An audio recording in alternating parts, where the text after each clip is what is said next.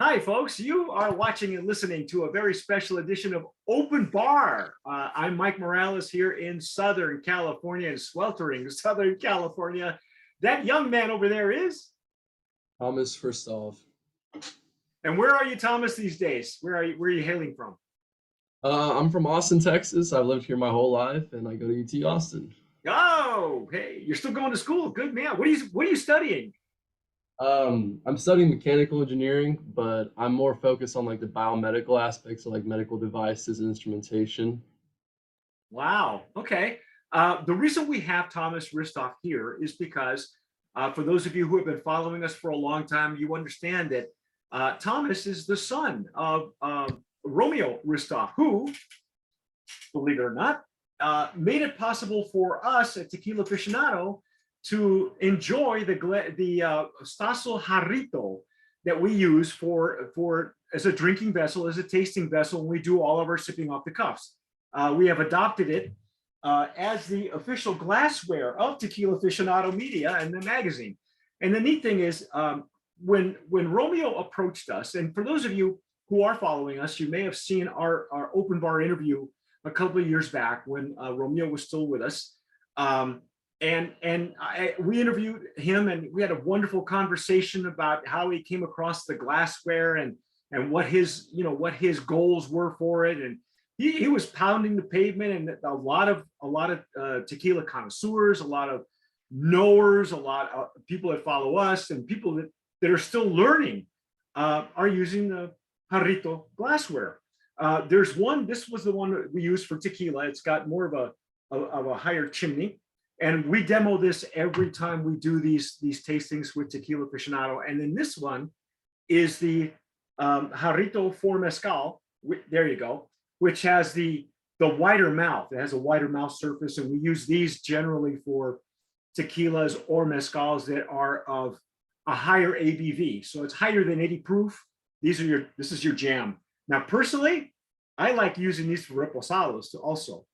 The glasses we use now, Thomas, I know that when Romeo passed, it was kind of sudden. It was a real shock to a lot of us because he was so kind. He was so. I was telling Thomas off camera. I said, your dad was so gracious and generous to a fault. I mean, he sent us prototypes of glassware that I still have and still use.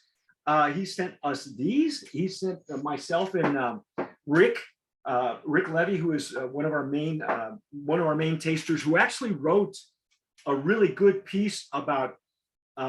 He really broke down. Rick has got into glassware and broke down the elements of why the Jarrito works so well.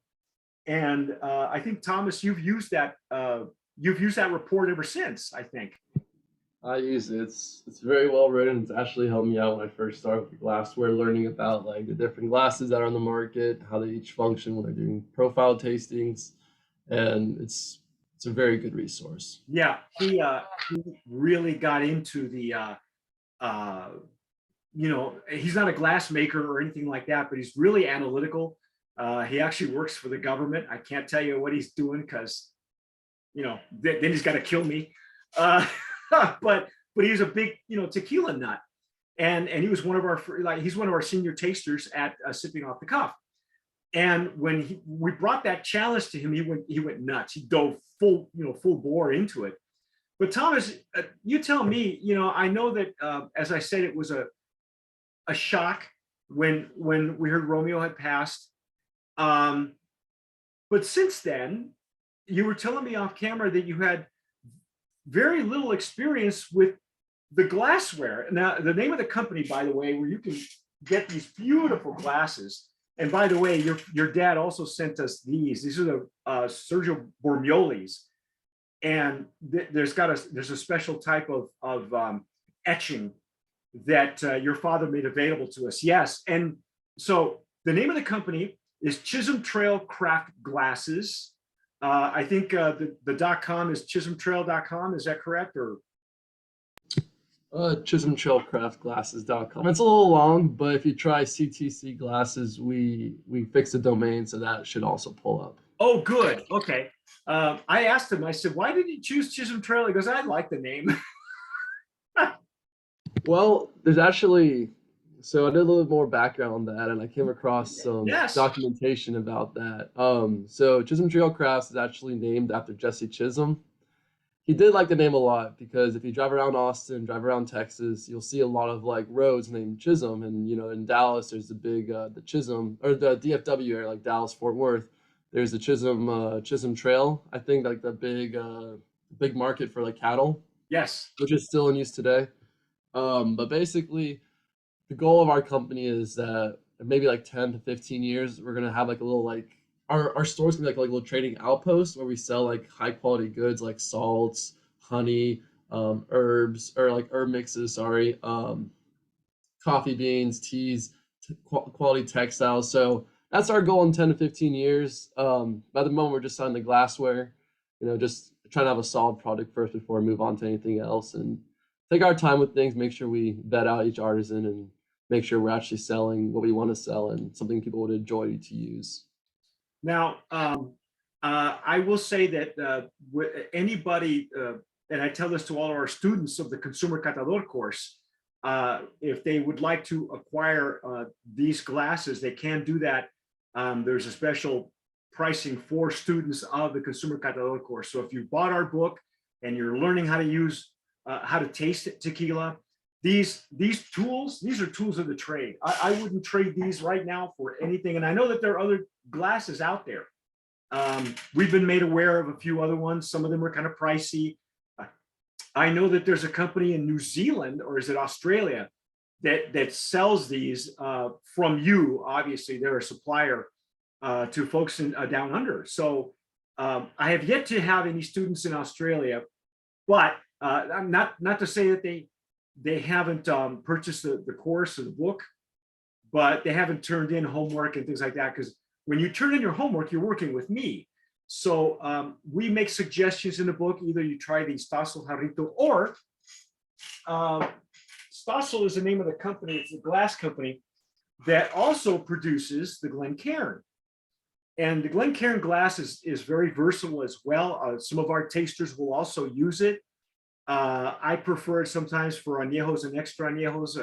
When you have your own toolkit, you kind of use them for certain things, and I like using this for añejos.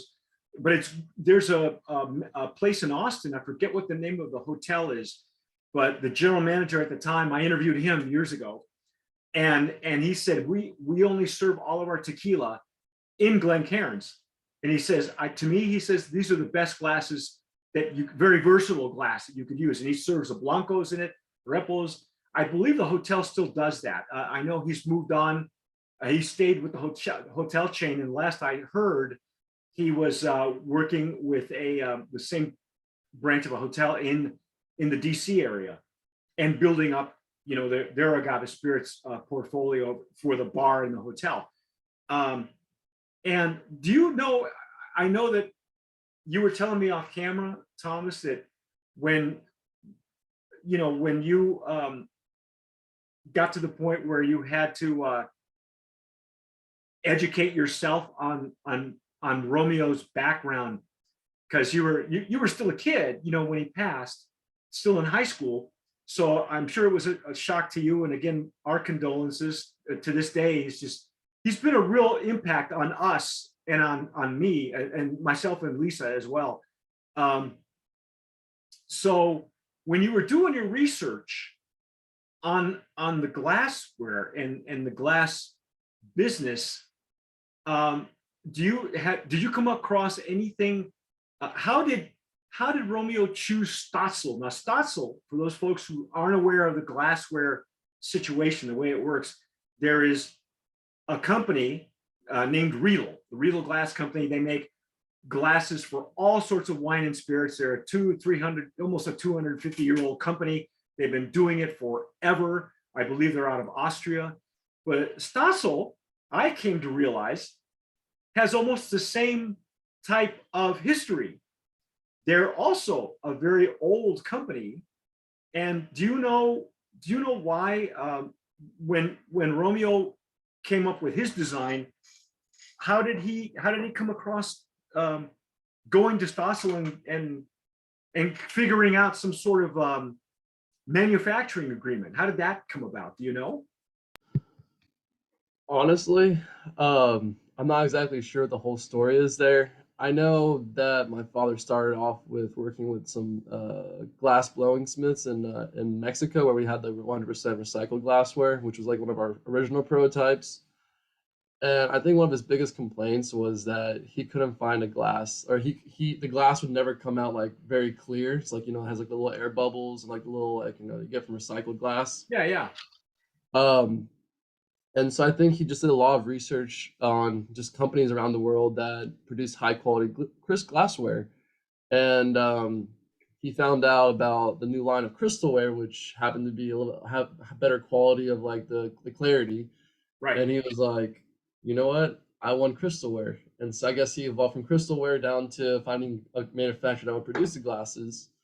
And I guess he came across Stossel and Stossel.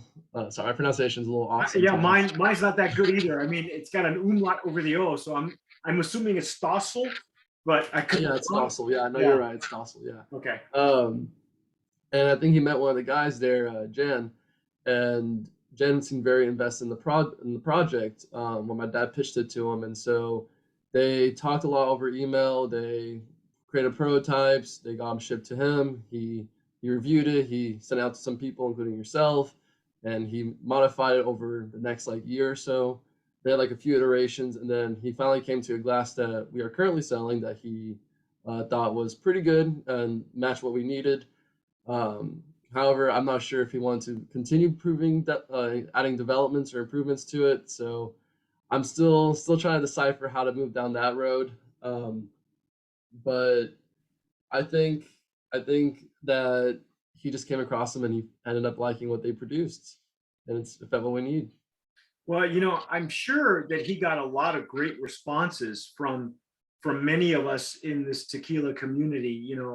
He made the rounds. He wound up knowing people that I don't know how he found out, how he got to know them, but members of certain Facebook groups, that, and a lot of us in those groups kind of all came along together in different platforms. Okay. Some of us were old dogs that started off with like Yahoo email lists, because that's how we started, because there were no forums. And then the forums came about, and then there was one famous one called the Blue Agave Forum, and that was owned by Ian Chadwick, a Canadian. And that was where the group of us that were involved in that forum, that's where we started doing tequila tours when it had never been done before. Nobody had ever done it. So a group of 35 of us who had never met in person met in Mexico, and we did the first tequila tour in about 3 days. I don't know how many, like 12 distilleries. It was crazy. But it changed my life too. And prior to that, I had been doing tequila shows in New Mexico. So I had never really been to a distillery up until after I stopped doing shows and we went on this tour. So after that group, then MySpace, and then Facebook came along, and now we have every platform. There's YouTube and there's Instagram and Twitter, and we're on every one of those. We're on everything. I said right now we're not on TikTok, because to me it's like another video thing. I don't dance, I don't sing, I don't talk to myself and have two cameras. I don't want to do that. Okay. But anyway, regardless, but he got to know, Romeo got to know all these people.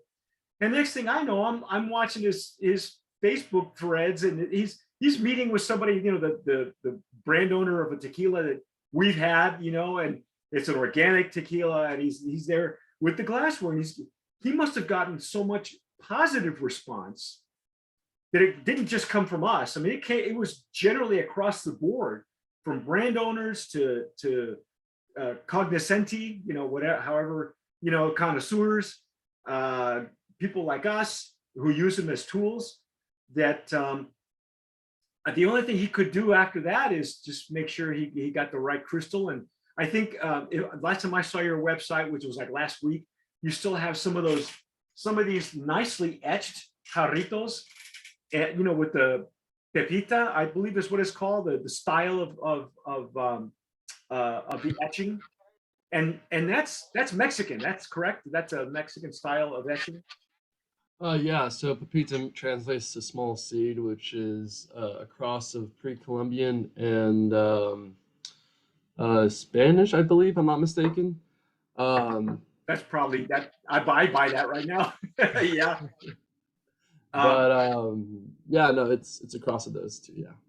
these are. I have a pair of these, and again, these were gifted to me by your father. So every time I use them, I think of him, and they're just fantastic for. I use them for extrañejos, especially those that have been aged longer than 5 years. Yeah, there you go. And now, the funny thing is, I'm pretty sure that I'm still using. I don't have the quality of glass that you have now for these jarritos. I still have. This was the last style of prototype before the what you're before what Romeo had finally decided on, and I don't have any of those. I have this is the final prototype before making that final decision, right? And I love these things because if you look at them, they have a thinner base at the bottom, and I also have the thicker based ones, which a lot of guys with big hands, or like thick fingers, they love that heaviness, but with shipping and handling, it starts to add up where it's a little too much money. And there's enough to be said about really fine crystal that handles beautifully and is still sturdy. And that's why I love these glasses. So I only bring them out on special occasions. Okay. So You also have a very, very impressive briefcase full of beautiful glasses. oh, I'm sure he does. I'm sure his private collection. I know that when he passed, he had No, I'm talking about you on your oh, Instagram. me. Oh, Yeah, oh. your I beautiful have, you briefcase. know what, behind me here, you can't see that, but I have a whole box of Reels. There's like 24 Reels in here that I kept in storage in New Mexico. Uh, I have a set that I used while we were on the road. To me, the Reel is still a valid tool, but with, you know, tequila has changed so much in not just the last 10 years, but now with the diffuser and additives and all that other stuff that we're finding out, all the other shortcuts, that what we've decided was that the Riedel glass, the quality, whether it's good quality or bad quality of the tequila, has outpaced the Riedel. We weren't, you can pour the same sample in a Riedel and then pour it in a Stossel, and it's a completely different. It opens up, it reacts differently. And so I think with what's going on now with tequila, the Stossel, your Jarrito here, this design really keeps up with what's going on the market right now. I think one of our best aspects of our glasses is that it really opens up the tertiary notes, which are like the age notes that a lot of people have like subjectiveness to, and a lot of like people can experience different notes, whether it's like your own home cooking or the toffee notes or like the hazelnut notes, the chocolate notes, and so on and so on. And back when I first started, I may have accidentally gotten a little drunk trying a little too many tequilas with different glasses. But one thing I noticed was that a lot of glasses, as you mentioned, have different characteristics that you would use it. For example, I use a Riedels for like just looking at the colors, looking at the light. Very Right. good, Yep. very good way to analyze the color. And in terms of tasting and notes, I feel like the Riedels are they help a little bit with like the aromas, but when it comes to taste, I feel like it's kind of like a little bland there. Like not that it's a bad thing or good thing, it's just it didn't really It match what mutes. I wanted. Yeah, we've gotten to where the nose is kind of muted Mm. for us on some of the tequilas. So I totally agree with you. I think that's that's one of the flaws of a Riedel. And one thing that really helped me like with my tastings was the Rick Levy notes that you were talking about earlier. I honestly had no idea what the different brands of glasses were when I first started off. I honestly didn't know that glasses made an impact when coming to tastings. But it was a very useful tool when I had a chance to like do like a blind tasting with different tequilas and using different glasses. I'll take my time with it. I did the blancos first, reposados, añejos, extra añejos, and you could tell that a lot of glasses had different like notes that they would pronounce. They would amplify Amplify, right? Yeah. And one thing I personally liked, I know you asked my dad a question during the last interview, the open bar interview, what his favorite tequila was, and he said it was Blanco. But for me, I personally love the reposados because I felt that it's a good balance between the agave notes and the notes that you can, distinguish for your own self, like your own, personal notes. And well, I personally making a good reposado is really an art, because it's so easy to mess it up. If you don't start with good Blanco, I think, then like I see you probably like more of the old school repos where it's just enough wood to round out the edges, and then but you still get that reposado, the notes that you got in the Blanco. Mm-hmm. But yeah. Now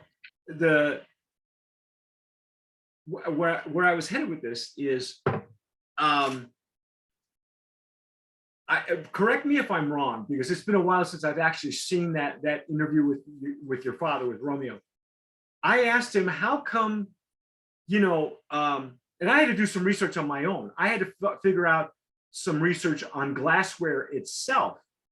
Like, for instance, I didn't know until I started again, educating myself. I didn't know that the handle is actually I want to say it's an English invention via China. The Chinese were the ones that actually invented the handle, because there was a big, and the reason, I guess, is because in Britain at the time, they were importing a lot of tea from China. The Chinese drink tea, but they hold their cups like this, but the handle made it a much easier way for the Brits to hold their, and not burn their fingers, right? That's the handle. What I didn't know either was that the stem was a European invention. I believe it was the French. I could be wrong. Your research may be better than mine. I'm pretty sure you're right. Yeah.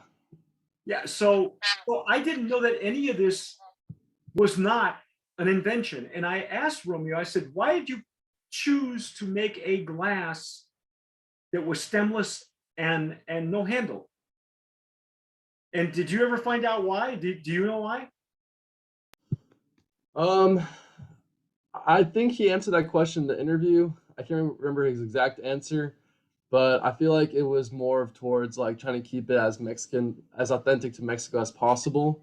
And I heavily agree with that. A lot of our artisans that we try to work with come from Mexico. They work in Mexico, whether it's our engravings from Arte David, which is owned and run by Jose Cruz Guillen, who, as you mentioned in the other interview, was the engraver of the Castriogonis tequila bottle. And then we also work with the Pella Castriogi Arte, yes, who work with sterling silver, and we have like a line of sterling silver encasings, glassware. And so I think our goal is eventually to have as 100% as high of a percentage of our glasses be made in Mexico while keeping and maintaining the quality of the product. In terms of keeping the crystalware manufacturer, I'm probably going to stay with them, mainly because they've been more than helpful. They've helped us out a lot. They produce quality glasses that are both sturdy, beautiful, easy to clean, and have a long history of producing quality glasses. Yeah, like I said, when I did my research and to find out who the Riedels were, I had heard some things from other tequila producers. The history of the Riedel glass is interesting because it came about between 2000 and 2001. It was commissioned by Casa Noble, and at the time, at that time, the Mexican Tequila Academy was formed, and generally speaking, the CRT was trying to elevate the image of tequila from a shooter, right? We all have shot glasses. We all have the cuernitos. We all have the caballitos. You know, that's how we all, you know, cut our teeth on shot glasses, right? But they wanted to elevate the image of tequila from a shooter to a sipper. And so part of that image upgrade was working with the Riedel Glass Company, which again has over 200 years of history, just like Stossel does. And they came up with the Riedel tequila glass. But even then, I had heard rumblings from some tequila brand owners who said, you know, Riedel makes glassware for everything, for even different microclimates, and they should have come up with more glassware for different styles of tequila, for the different microclimates in the highlands and the lowlands, and, you know, very much given it its own portfolio like they did in the wine business. But that didn't happen. And so, you know, to this day, it's a lot of people either use the knockoffs. I know a lot of Chinese knockoffs of the Riedels. They use champagne glasses, which are not very good at all. Yeah, you know, if I had to choose between a champagne glass and a Riedel, I'd use a Riedel. But the Jarrito, and that's very much what your dad had told me. He wanted to stay more true to the relics that were discovered, you know, in archaeological digs throughout Mexico, where there were no handles. And they weren't even drinking pulque at that time. They were drinking chocolate. You know, that's, and they drank it out of little clay, you know, vessels. You know, they look like glasses, but not really. This that's that's a good point you mentioned. One of our very first prototypes we made with Talavera, and as you can see, it had a handle.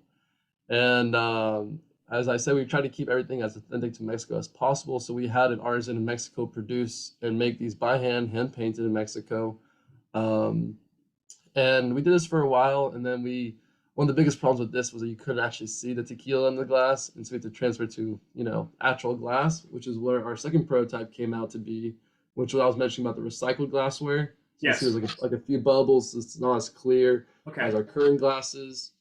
And so he just kept experimenting, kept trying it out with Stossel, and we have the glass we have now. You know, I think I have a set of those. And didn't he say I'm not going to dig them out. I probably should have. They're very beautiful to look at, but I don't use them because I think originally he said this was something that we wanted to use very similar to what they use for pulque. And, you know, which does have a handle, or, you know, they scoop it out of the plant anyway. So, and they spit it into this thing that's got a handle in it. Um, So so yeah, he wanted to do, you know, as to keep it as historically and archaeologically accurate and still be used as a tool. So you make a good point. So these glasses were based off the ancestral poke drinking jar, which typically had two handles, and they were very, very large. Yes.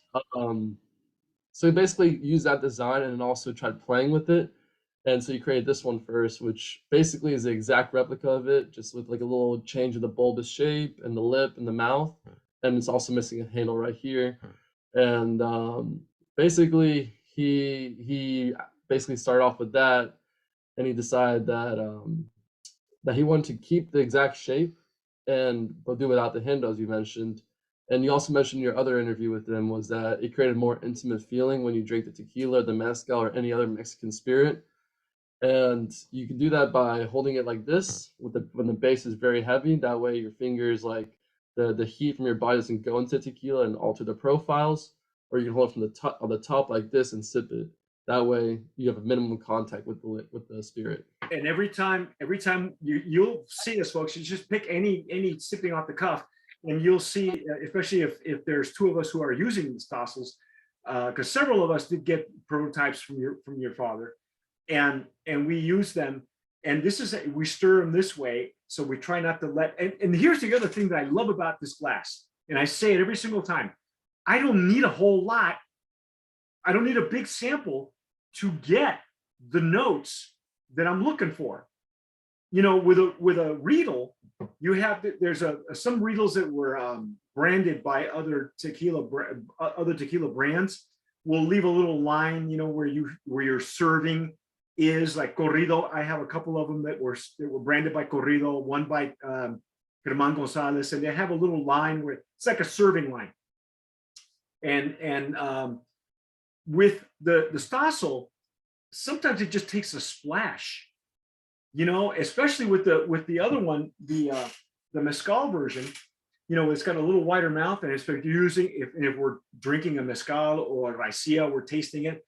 It doesn't take a whole lot, and that's what I love about these glasses is that, even with the Riedel, if you have to have a bigger pour on the Riedel, and even then, when you're nosing it, I've noticed that I have to really stick my nose in it sometimes, as we talked earlier, that I think the Riedel mutes a little bit of the aromas that you're looking for. And so you got to dig in there and find it, and even alcohol, which is a necessary, I've discovered from other tequila distillers, and I say this online all the time, I look for alcohol. Because I think that what I've been told that, and it's true, alcohol is a necessary element because it presents the rest of the elements that are you looking for, like the agave, whether it's the wood notes, or as you were saying, the tertiary notes, the chocolate and the caramel and the honey and all that. The necessary element to bring that up is alcohol. And even with mezcals, the mezcal quality of the mezcal and raicillas we're getting is so elegant that, smoke and alcohol are almost secondary, tertiary. They're not even, whereas before a lot of consumers were going, I don't like the smokiness of mezcal, or I don't like the high proof, and it's like, if your glass is good and the quality of the juice is good, smoke and alcohol, very minimal. That's actually a good point you make. So I've been, that feedback on mine, sorry. That's a good point you make, but I'm part of like the Texas Tequila and Mezcal Society.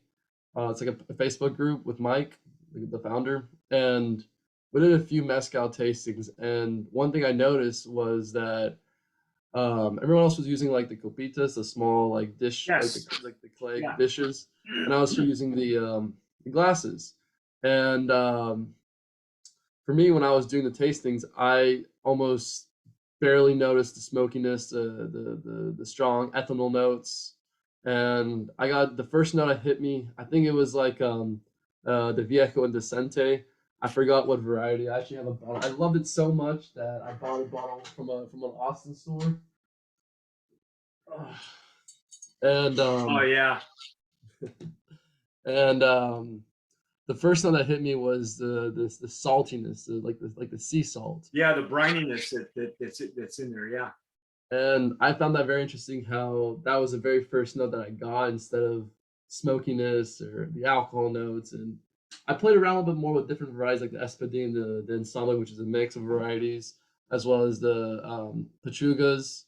And honestly, like the glasses really helped out with minimizing that really strong notes of, as I said, smoky and ethanol. And I really had a chance to like dig deeper into the profiles for both the aromas and the flavor. I love them. I can't say enough about the glasses, and I know that, like I say, I know that we had spoken to Romeo about it, but that was just at the that was just a kind of at the launch of the of Chisholm Trail, and we haven't revisited these, the glasses in a while, and I thought it was time that we check back in with you, and how your education in the glass industry now, and do you ever wonder if you could design something better, like a better mousetrap? If you ever look at that and go, I wonder if I could tweak this and make it better. Do you ever do that? For the glasses or just in general? Well, the glasses. Yeah. Well, one thing that I personally want to try experimenting with are like the engraving designs that a lot of our glasses have. Um, I somehow came across this and I figured out how my dad was doing it. He would basically take pictures, or he didn't take pictures, but he found pictures online of like past like archaeologic sites, Right. and he would see like the paintings or like the little like drawings done, and he would kind of like mimic it and make it more modern, which is like one of the glasses we have here, the Oh, Pepita okay. design with little Yeah, yeah. zigzags. Um, and so I'm not the most artistic person, but I would love to try and give that a shot and come up with something that is encompasses the artistic and the values of Mexico. Um, Obviously, that's gonna take a little time because first I want to make sure I actually know all the way like what I'm selling my product. As you meant, you probably could have saw earlier, I was a little hesitant, a little nervous about talking about the Yeah, glasses. he Thomas wrote me back and he says, I know I wouldn't mind being interviewed, but I got, minimal education on tequila. I go, that's okay. That's all right because, it's a learning process for all of us. And it's interesting to hear what your challenges are, that you've come across since you've picked up the mantle and continued on, and what you it's nice to know that you've got a 5 year or 10 year plan of what you plan on what the store is going to look like eventually, a brick and mortar, that would be cool because the only one that I'm familiar with is sounds like that is what's it called, the El Paso Saddle Blank Company or something like that, and they're very famous out in El Paso. It's a huge like warehouse where they, but everything, not everything is Mexican. A lot of it's made in China.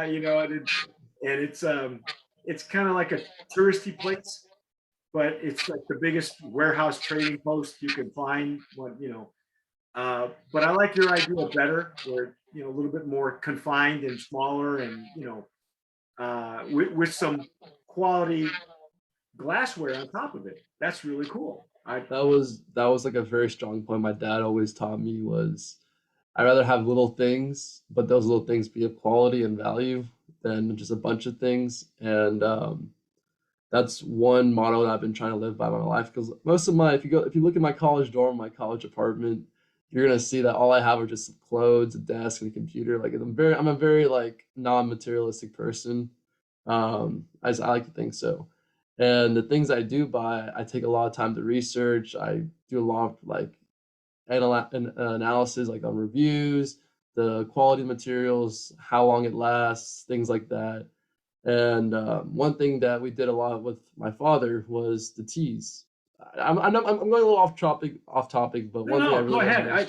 mention. We didn't get a chance to know him that well. Like I say, I only met him in person one time, but we did a lot of communicating over the phone, and we did the interview over Skype. So yeah, tell me some more. Go ahead. One thing that he taught me a lot was taking the time to not master, but like get pretty good at doing. And ever since I was like maybe like 10 years old, just a heads up, I'm currently 20, so that's about 10 years ago. Um, we would make tea together, green tea, and we would try to follow the Gong Fu Cha ceremony, which is like the art of prepping, serving, and drinking the tea. And basically, he did a lot of research. We would import teas from all over the world, from the Azore Islands. One major brand is the Guadiana tea, which is the oldest tea plantation in Europe. And they sell these loose leaf packages, and we would make it from scratch. We would brew our own water. We'll mix it with like some cantaloupe, melons, stuff like that, and it really enhanced the flavor. And then we like make it into like iced teas. And then the point where it came really interesting was he studied the heck out of glasses as we currently did. And so we had a bunch of like little tea glasses that we would have. And we'd serve it in there. And so that also was very, very interesting how that also led up to the glasses tequila. Um, and also one other thing he was very good at was culinary cooking. And so Oh there's a wow. big cookbook of like family recipes that we have that he just basically been writing up himself. And that's why I mentioned earlier that one thing I want to do is start selling like the herb mixes. Oh yeah. And when you go to like an Italian restaurant, they serve it in olive oil and the bread as like the appetizer, like a starting dish. Yeah. Yeah. Yeah. Well, he created his own little like herb mix that we used to sell like in our local restaurant at Mandola's. If you're from Austin, you probably heard of Mandola's. It's a very popular Italian restaurant. And so we have a very like nice little selection of like treasures that I think I want to push out so people know like, hey, this is stuff my dad created. You know, this is stuff that is quality. It's stuff that he left behind. Because as you already mentioned a few times, that he was more than happy to share his knowledge, more than happy Oh to yeah. give out things that even may have cost him a little extra money. And that's one thing that I kind of want to continue. And I have been trying to with my friends at college, things like that. So hopefully we'll get there at one point, maybe 10, 15 years. Yeah, it's a I guess that's a kind of a daunting task for you now, is to try to keep the his memory, alive. And because there's so many of us that he affected, and still love the glasses. I recently I recommended to a client of ours that um, I did a mezcal tasting, a private tasting with them, and I used nothing but the Stossel Jarritos that I had, for mezcal. They loved it. So don't be surprised. They're actually in Oaxaca now, wrapping up their business, what they have to do, and soon they'll be coming to market with a brand new mezcal. So this will be interesting.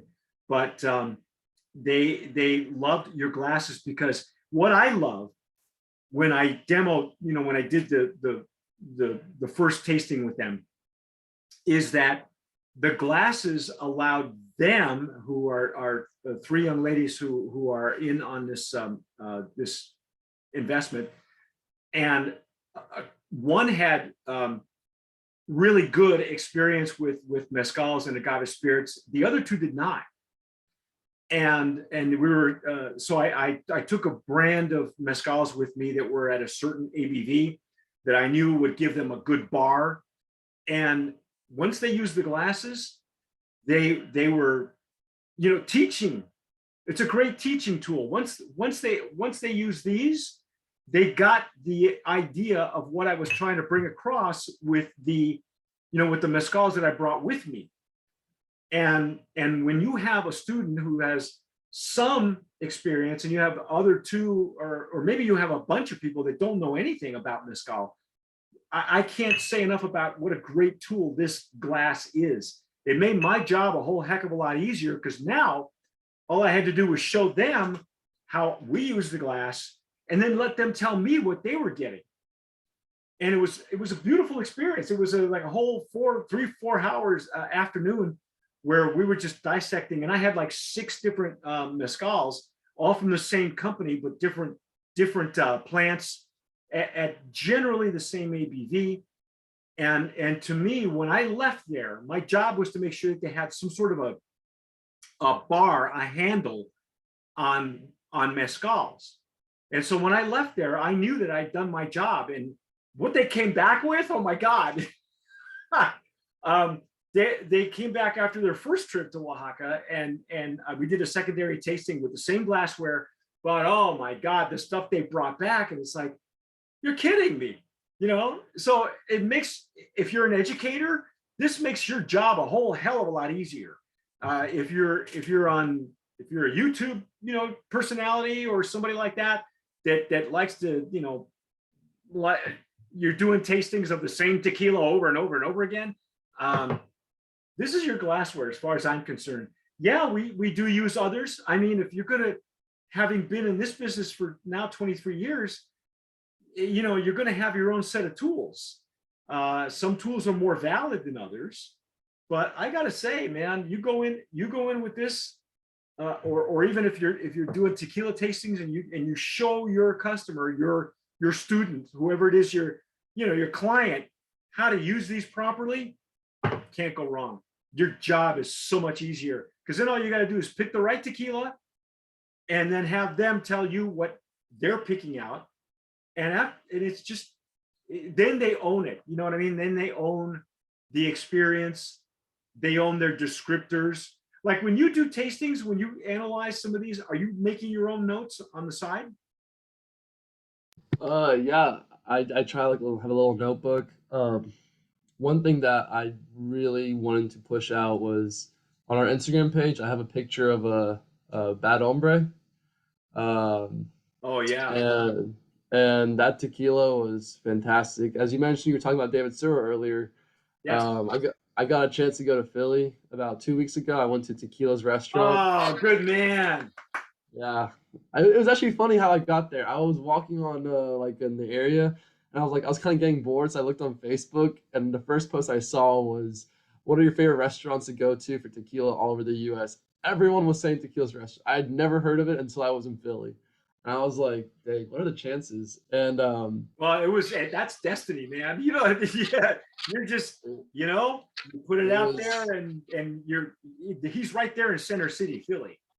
Um, I I got to see the guy who created that ombre, Jason, and this is his brand. well, Fantastic tequila. what that is it's a uh, it's uh, him himself and God, Jason Krasno, who is helping to generate funds for the Tequila Interchange Project. That is a project put together by the two of them, and I guess now they have a new expression that is Guillermo Souza has a barrel of, and they're going to bottle that, and all this is for fundraising. And I'm glad Jason was nice enough to send us a bottle. My sister-in-law is holding it for me because every time she makes some of the best cocktails ever. So I said, why don't I just leave this here with you, and you can enjoy it. But otherwise, you know, whenever I come over, you make me an old fashioned or something. Just make it with this. And she's so good. I told her when you were, she's a she's an oncologist, believe it or not. And I say to her, as soon as you're done, as soon as you retire, I can place you in some of the high end restaurants as a mixologist. You're never going to get bored. But so yeah, so my bottle is at her place in here in Southern California. But yeah, you're right. In your glass, stellar, stellar. I think one thing I want to start doing on our Instagram page. So just a little extra side note. Everything we do with the business, I do by myself and with my mom. So like we do our own taxes, our own marketing, we use our own money. We're trying to keep it as family as possible. One thing I want to start doing with the glasses and the Instagram page is like having a nice picture of the tequila with the glasses, and then when you swipe to the next picture, you see like our little tasting notes with that glass. I feel like that's a really good way for people to understand like what you can experience with our glasses compared to other glasses as well.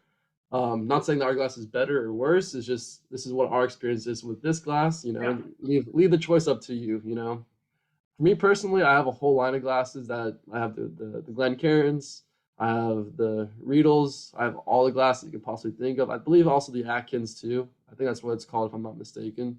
Like the three glasses they have for Blanco, Oh Episode, yeah, yeah, yeah, yeah. they're called the Atkins. If I'm not mistaken, right? I I think so. You know, when it comes to what we do, if it's not the Glencairn, it's just Stossel. And then my third choice would be a Riedel. Mhm. I have not actually played with any of the other ones. I know that there's another one out there that it's kind of it's got an interesting chimney, you know, and it's a Denver and very Latin. it's kind of it's a little pricey, and I believe one of the Instagram influencers, one of the couple of ladies interviewed this guy, the designer of it, and even those guys are having a problem with, you know, with getting glass. I mean, the supply chain situation right now is still bad. Um, but you know, I'm pretty much sold on these for our purposes, and like I say, for teaching purposes. This is it. This is your jam.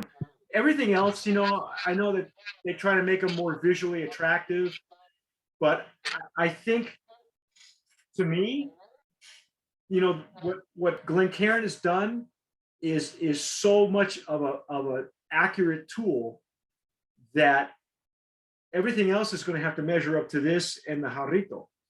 And so my jury's out. I haven't used all the glassware. Um, I haven't had a chance to experiment with some of the other ones, but you know, this is your business. So, you know, I guess, you know, I have samples of the neat glass. I have bourbon nosing glasses that I got from Romeo. um, I have a set of Glencairn was samples that were sent to us by Marty Duffy, who is the Glencairn, he's a Glencairn North American rep, and he sent me a couple of other ones that Glencairn makes.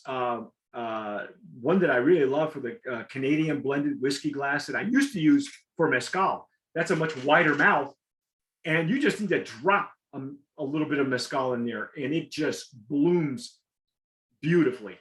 So to me, those are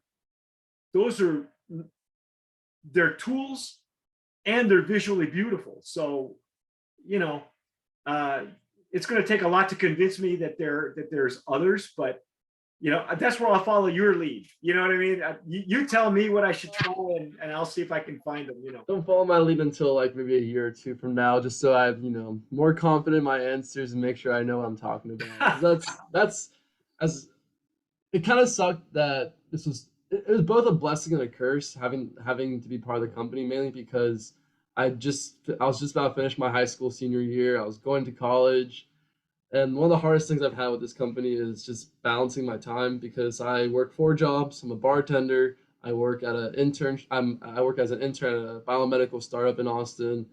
I also work as an RA, where I used to, and so I'm basically all over the place. Like I have so much stuff on my plate, and not as an excuse or anything. It's just more of like having the time to I'll buy actually. that excuse any day.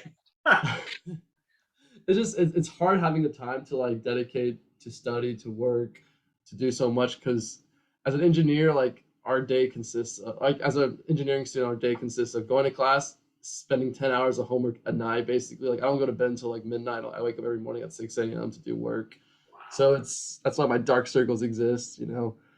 Um, but I think that's been one of the hardest challenges, is just running this business alongside my college education.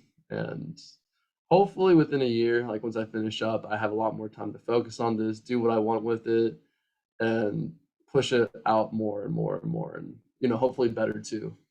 So how can, as I mentioned, those who are students of the Consumer Catador course, who are taking this and see this, they know that they can contact you. What's the best way to acquire these glasses from Chisholm Trail? Let's give the website and everything that needs to happen. So the easiest way is probably just to buy them online through our website at ctcglasses.com. Just press on the shop button. You can look at all our glasses we have available. If you're looking for more like a personal conversation about like what tequilas work well with it, what glass fits you better, are you looking for wholesale and stuff, you can contact me directly through our email, the chisholmtrailcrafts@gmail.com. In terms of mass production, one thing we are trying to do is, I know the glasses are pretty pricey, and it's not without reason.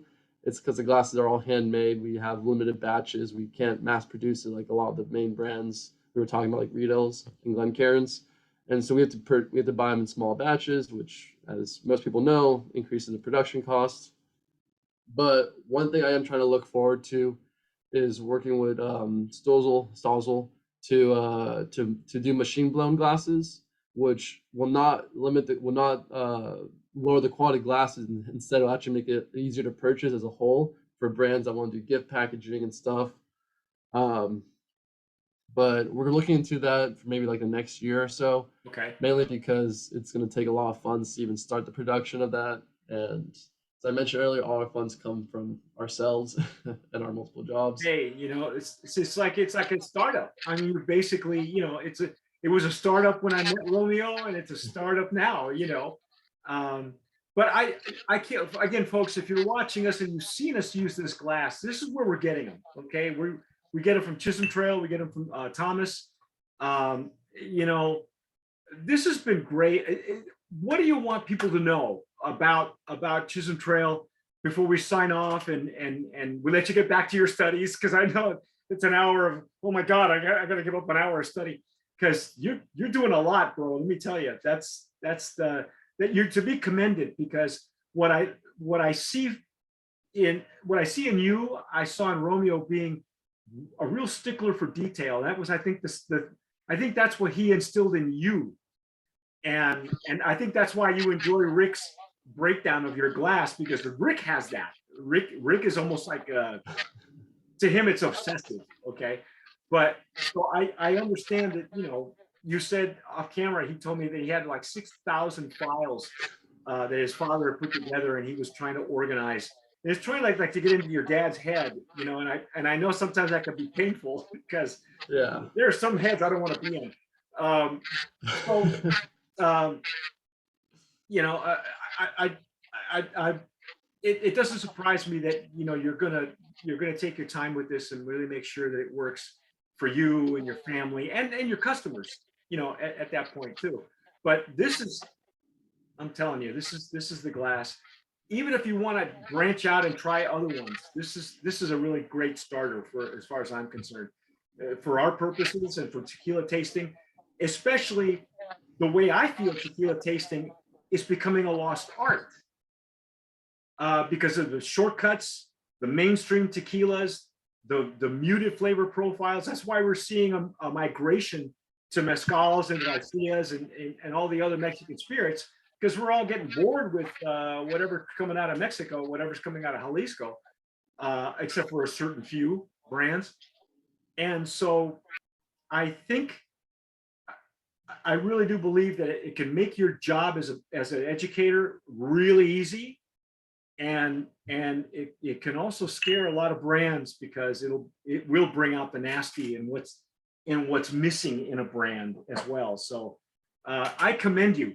You're as much as you've got going on, kid, you're still kicking ass, and I think your dad would be very, very proud of you as well. I would hope so. You know, I have my lazy days like everyone else, but Well, you know, when you got 4 things going on at once, you're allowed one lazy day a week, you know. So I would say get a hold of Chisholm Trail, take a look at their website, or ctc.com, right? ctcglasses.com, I think. Yeah, ctcglass.com, and go check them out. Get yourself at least a set, and then you know, see how to use them. Watch our videos. We really break it down for a lot of people, and it's just, again, I can't say enough about it. Congratulations to you and the Stossel company as well. For I'm really hoping that uh, the bigger production happens, you know, sooner than later. Just because I think it's a really valid tool that a lot of people are missing out on, that they're unaware of, and I think it's valid. I think it's I think it's more than valid. So that's where I stand on it. Anything else you want folks to know about Chisholm Trail before we sign off? Honestly, just a promise to everybody who's been a big support for our glasses and for my dad, that I'm gonna try my best to keep it going. You know, I'm gonna make sure everything is up to par, up to my dad's standards and everyone else's standards. My biggest goal is just to first learn, because that's what I've been doing for the past 2.5 years in the background of the company. Joining a bunch of Facebook groups, reading a bunch of blogs, including Tequila Aficionado, Long Island Lou, Agave. There's a bunch of resources out there like to learn, and the best part is it's all mostly free, from YouTube and all that. And hopefully I'll get there eventually, where I can speak confidently about the glasses, about tequila and mezcal, and you know, start teaching people what I've learned over the years. I see it happening. It will happen. You know, just try not to burn yourself out at both ends of the candle there. So, but thank you, Thomas, for being with us on Open Bar. You've been watching and listening to a very special Open Bar with Thomas Hristov, who is now the proprietor, not so much the sole proprietor anymore, of Chisholm Trail Craft Glasses. This is where we at Tequila Aficionado use the Stossel Jarrito for tequila and mezcal. If you have not seen the website's beautiful. Some of the artwork on the glasses is gorgeous. I can't say enough about the quality of the glass. I know that Romeo was a big stickler for the quality. I think that was. Oh yeah, that's the sleeve that comes in. Yes, yeah. So you get it in a nice individual sleeve as well. it's a very nice package, folks. Just go, and do yourself a favor, take some of your favorite tequilas and break them down with this glass. You'll pick up a lot more. It'll make your learning curve a lot shorter.